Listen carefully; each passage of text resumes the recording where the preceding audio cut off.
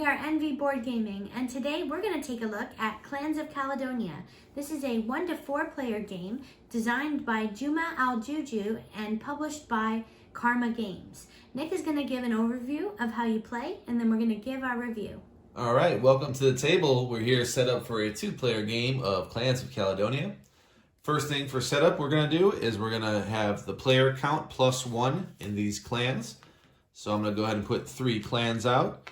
The second player, or the last player, if you're playing with more than 2 players, is going to be the first one to select a clan here. And they're going to have a random token which shows their starting goods. So what we have out here, Clan Buchanan is going to have an extra cargo space. Let's say this player took that.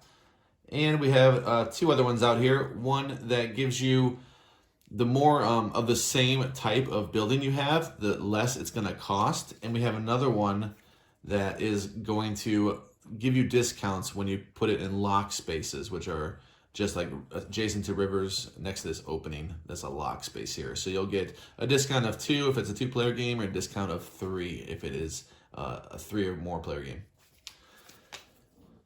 That would be a 1 or 2-player game, by the way. So they can pick that, and they'll get the whatever was correlated, whatever tile was with that clan. That will be their starting resources for the game. So we can go ahead and take that. Now, oftentimes there's going to be something here that you actually just get as well, like a certain shipping. You'll have to make adjustments here. Maybe you'll get more assistance, something like that. But in this case, it's straightforward. They get an extra spot for their cargo, so they can have 2 orders as opposed to 1. Put that right there. And I just get this bonus for when I place people next to locks. We start the game with 2 assistants each off our board. We will also get our stuff. So I'm going to get looks like I'm going to get a grain or a wheat. I'm going to get milk, and I'm going to get bread and 55 coins. So we'll take that. 55 coins sounds like a lot, but it will be burnt through quickly. So 55 coins. Take a wheat and a bread. And that would be red players' starting resources right there. And they're going to take whatever they need. Theirs was 55 coins also, milk, wool, and bread. So to start the game, we are going to go in turn order, placing 2 people out one at a time. We can either do woodcutters or the mountain men. We can do the people in the mountain cost 10 to place them, plus the placement on the board. So if I pull one of those up to the camera, if you can't see quite right, there is a cost for placing anything on the map, other than fishermen. If you were to play a certain clan that has fishermen, they can go here for free. But other than that, the standard game, you're going to be paying this cost plus the cost of whatever you're putting on that. And this is the only time in the game that it does not have to be adjacent to anything. So we can just place them out willy-nilly, as long as there is wood for the woodcutter to cut or mountains for the mountain folks. So you're going to pay $6 if you want, let's take a closer look at our board, $6 if you want to put the wood folks out there, and 10 for the mountain. So cheap route would be the wood. So I can go any spot on the board that has trees on it, and I would probably go for a cheap spot like that. So I'm going to spend $1 plus the 6 for the wood. So I'll spend $7. The other person's going to go, and they're going to pick where to go. I'm going to do that one more time, and then my opponent will do that one more time, and the game flow will begin. On your turn, you can do various things. You can place something out at the cost of whatever it is. So if I want to play a sheep, it will cost me $8, plus I have to play adjacent, and it has to have a pasture for the sheep. So as long as it's not covered in a mountain where a sheep would not go, you just have to have some greenery, some green out there, just a pasture, and you can play a sheep out there. The rules on placement are fairly self-explanatory. And adjacency, the only thing that would be a little tricky is you see there's rivers here. Well, you have a ship at the bottom, a ship path, so you can see how much adjacency is impacted. If you upgrade your shipping 1, you can now build, you're now adjacent to things that are over rivers. And if you keep upgrading, these are entire hexes full of water. So if you keep upgrading, you can actually have a very long reach. You could reach from here all the way to here if you upgrade your shipping full. So that is that. On your turn, you're gonna, like I said, you can either put maybe an animal out or a building out. You can also buy more of these people because they're gonna actually, these workers are going to pay you at the end of every round. So it's a short-term loss for a long-term gain type thing. You can also assign assistants to this market right here to buy goods right away. It shows how much the market is, and that market is not static. It will move up and down based on buying and selling. If you buy, let's say you bought 2 barrels. So you see it's $11 right now. So it's going to cost you $22, and you're going to put the two assistants you have right there. You're going to pay your $22, and it's going to move up 1, 2 because of demand. So if I were to sell, it would obviously move down 2 because the supply has increased and the demand has went down. So we are going to show what else we can do on your turn. You can get a order right here in the first round, and this shows on this board, so I'm also going to go ahead and take a look at that. Lift this board up. It costs more and more as the game goes on. You can see it starts at +5 and then it starts going negative. This is what you're going to get or lose when you get one of these requests out here. This here shows what you will pay from your own supply and what you will get as a reward for doing that. There's also round objectives here that kind of keeps track of how far along in the game you are. You can see there's 5 rounds. And it gives you a bonus at the end when everyone's passed. So we're going to go ahead and go through that right now. So I'm going to put this where that was. Okay. So let's go on and say we had already placed some of this here. And let's do that. Let's say that's the end of the first round for the red player. I'm not going to worry about another player. I'm just going to focus right here. So at the end of the round, we are going to look at, let's put them here. We're going to look at our people out here. So our people, we have one person in the woods and one person in the mountain. And that's going to give us, there's a little, on the board, it shows how much you get for those workers. It is by default $4 for a woodcutter and it's $6 for a mountaineer. So that's $10 I will get from the supply for having these 2 workers. I'm also going to get, at the end of the round, depending on who passed first, I'm going to get $16 or $13. If I passed first, I get the 16, and I'll also be a first player. So I'll collect that after I passed. You're also going to produce what's out here. So cows produce a milk, obviously, and your board is a nice cheat sheet. So let's actually just clear away this board. I know, this pains me to do, but this really does help. Just looking at the board itself. I'm going to hold this up. I'm going to knock every single thing off. Let's do that. So sheep every round are going to produce you wool. Cows are going to produce milk.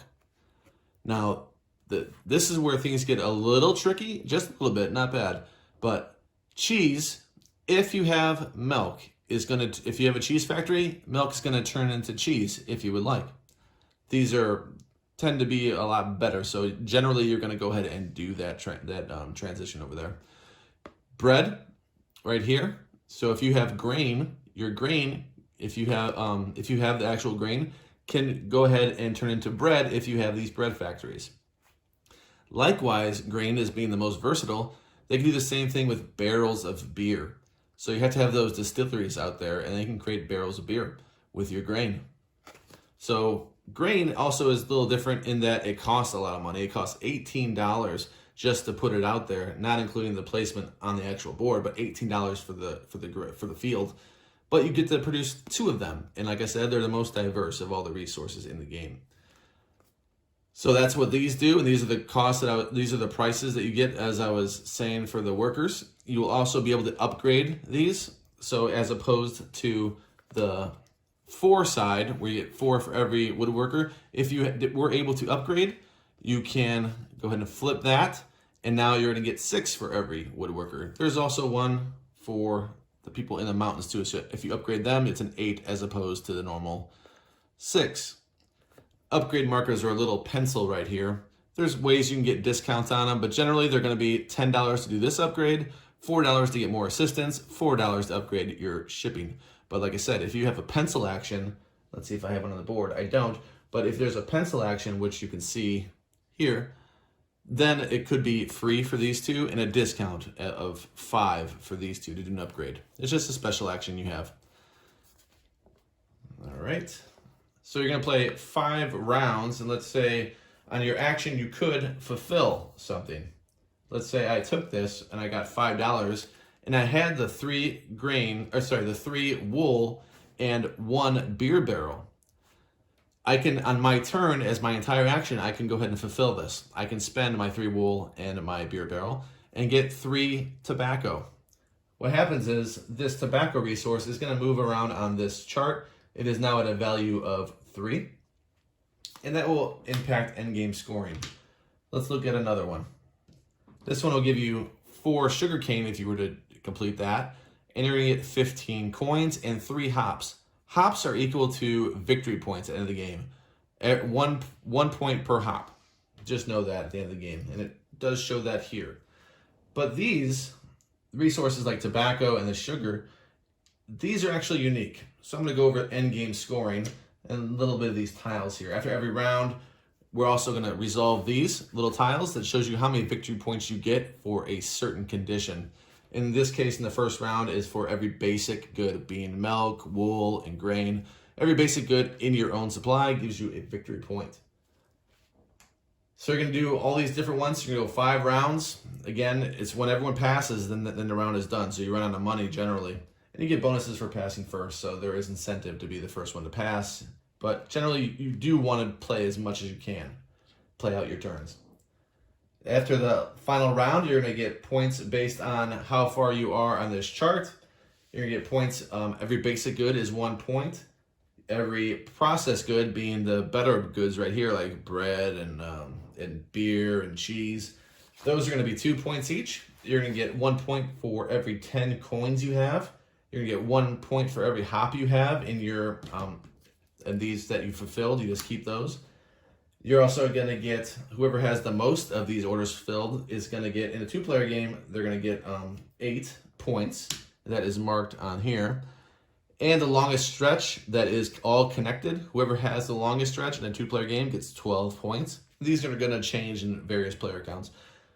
And lastly, what I was going to explain is the way that these work. So let's say this is the layout right here. So this other resource we haven't talked about is cotton. These are our little victory point markers. They'll be wherever. They'll probably be over here somewhere, let's say, or they have maybe even lapped. So looking at this, the most valuable is actually the one that's showing up the least, which is cotton over here. It only has 6. What that means is combined, we've only fulfilled orders that have added up to 6. So let's say this player, red player, had all 6. They had this and this. Boom. So they contributed 6 to the cotton, which is fantastic because that is a 5 times multiplier. You get a 5-time multiplier for the least, you get a 4-time multiplier for the middle, and a 3-time multiplier for the whatever's the most abundant. So you really do, it does favor that, because 6 times 5 is 30 points just for your cotton. And then you're going to be divvying up things with three times multipliers. So obviously, this is nice. Also, a little side rule. You get 1, if you're the one that crosses over a resource on these 5-point increments, you're going to get $1. That's just a little bonus, not much, but it's there, just so you know. Other things to cover just a little bit, because that's the crux of the game. I've already explained it. There's other things like little bonuses here that you can use one time. You can go ahead and say, all right, I am going to get a lamb meat, or I'm going to get a cow, essentially. So you're killing off a cow. Normally you have to kill off those animals to get that meat whenever you see that in the order. Here, this will contribute 1 to that order. This one, you can trade 1 thing to get 2 things of the processed. And there's just different bonuses out there. You can do it 1 time as long as you're adjacent, following the same adjacency rules. It's a bonus action. It's not your whole action. Another thing to know is neighboring bonus. If you were to build or come out next to, like let's say this cow, you can buy at a discount what that item produces. In this case, milk.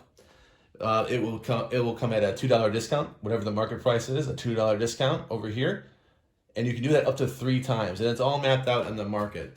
If it's a processed good, it's a $3 discount. Just a little bonus rules, get you a feel of how the game plays. You're going to play this 5 rounds, and whoever has the most points is the winner. Hey everyone, welcome back for our review of Clans of Caledonia. This one we've played quite a bit, so that's usually a good sign if we played it quite a bit. It's an 8.9, very strong score, of course.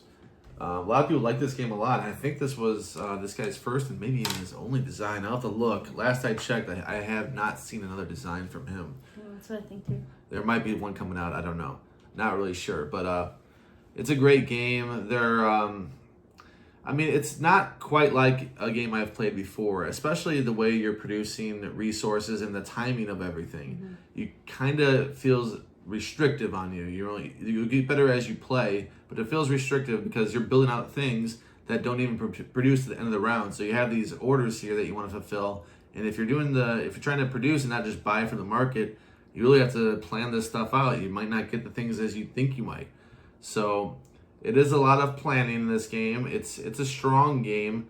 The market's cool, moving up and down. I think that's cool if you need resources at a pinch. The money is really tight despite you getting paid a lot. I feel like you almost need to put those workers out there and get money. If you don't get money, then it's kind of tough on you. I'm not sure that all the clans are balanced completely. There's going to be some controversy with that, I guess, but the way I see it, no. You're not going to really convince me that all these clans are balanced. I feel like there's clearly a few in here that are a lot stronger. You get a lot more use out of them. You get a lot more money out of them than others. Mm-hmm. So that is one downside. I did dock it for that. I don't feel like everyone's starting off at an even playing field. We haven't played every variant of this game. I know there's some variants in here. We don't really use the neighborhood bonus as much as we should. Yeah, and the trading. Yeah, we don't use that very much. But yeah, it's a really strong game. I would definitely recommend it. This score says buy it, but I do think you should try this one because it might not be for everybody. The theme is maybe not for everybody. The look of it, maybe not for everybody. But it is mechanically, it's a very strong game. So that's why it got a very high score for me. Vic? Yeah, I gave it the same score. I had a feeling. 8.9. I had a feeling we had the exact same score for this one. This is the first time I had a feeling we had the same score. Oh, yeah? No, I didn't know what was going to happen. What he said, but also I like that there's some thought about where you're putting certain tokens and things from your game board. Like, you have to factor in the cost, and each tile has a different cost where you're going to put it. There's also bonuses in the orders that you get where you can think about it and go, oh, strategically, I want to get this order that's going to allow me to get a free placing because I have a 6 spot near me, or these little things that you have to consider. There seems to be a lot of stuff to think about. And even with the money you make, I am known to just spend it. I buy pretty extravagant things. I'm quick to go to the market to fill orders. I'll go and I don't care, drop $24, get a couple beer barrels, and just fill orders and try to do that as a strategy. But you can try different ways to get money and build different, I wouldn't even call them engines so much because it feels like you tear them down every round, like by slaughtering sheep or getting rid of places, or if you don't get the milk and then you don't produce anything, for instance, in a round. So I like that the game isn't necessarily about producing things. Like, if you don't go that way, you can survive. And I put up quite a bit of points the last time we played, and I didn't really have many things out there where in the past I thought, oh boy, I'm trying to clear this playing board and get as many things produced as possible. The end of round scoring is interesting as well because it gives you something to think about when you're trying to tackle how do you want to proceed that round and what sort of things you have to think about at the end because it doesn't score till after production. So I kind of like, in a way, the way that the order is, but at the same time I agree with Nick, it does feel restrictive and like a bummer sometimes when you get these contracts and you start off, you get paid to get them, then it becomes pretty expensive to get the contracts. And if you're waiting out for a certain one that complements your clan or complements what you've laid out throughout the time, it could be pretty annoying to not get that bonus or then have to pay $15 with such tight money for just an order. Yeah, in the last game that we played, I was, from the very first round, I said, all right, well, it's going to be a cheese game for me. So I just laid out cheeses. I kept building cheese. And Not a single contract came out for cheese. So. I took one. Oh, okay. You did? Okay. I didn't know. I took one for 4 cheese when I had 2 cheese. Okay, so for an hour, I didn't want to admit it till now. I didn't see a contract that came out for cheese. I didn't notice that one, but you get 6 of them per round. So not necessarily. It depends on if we took all of them, but 6 of them are out there. It was just strange that none came out for cheese. So it's like, okay, well, I just sold them eventually, like in round 4. So like 45 minutes later, I had to decide. I guess I'll just get rid of them. And I really wasn't producing much because I was so focused on cows and cheese. Nope, no deal. But the good thing is that there is opportunities sometimes where you look at the round scoring, which is known to everybody. It's not, I'm sure, did we leave them flipped up? And is that the way it's supposed to be in the rules? That's the way we had them. You don't like gradually reveal. You can see on the onset. For what? All the round scoring. Yes, yeah. So that's also helpful because it'll help you lay out how your strategy will go and like, okay, I need this by this round because you have to keep in mind the orders you want to place. I don't know. I enjoy that orders that weren't taken are not removed, so they stay out there. But if you're waiting for cheese, yeah, well. could be tricky. But yeah, I recommend that you try this game if you like these sort of games where you get to go your own way, have interesting decisions. Like Nick said, maybe don't run out and buy it, but you can play it online before you pick up a physical copy. If it's on discount, if it's a sale, then get it. Yeah. Yeah. I would say so. We got it as a gift, so we're blessed in that regard. Thank you so much for joining us, and we hope that you have a great day. You like this video, and subscribe to our channel for more awesome content. Bye. Bye.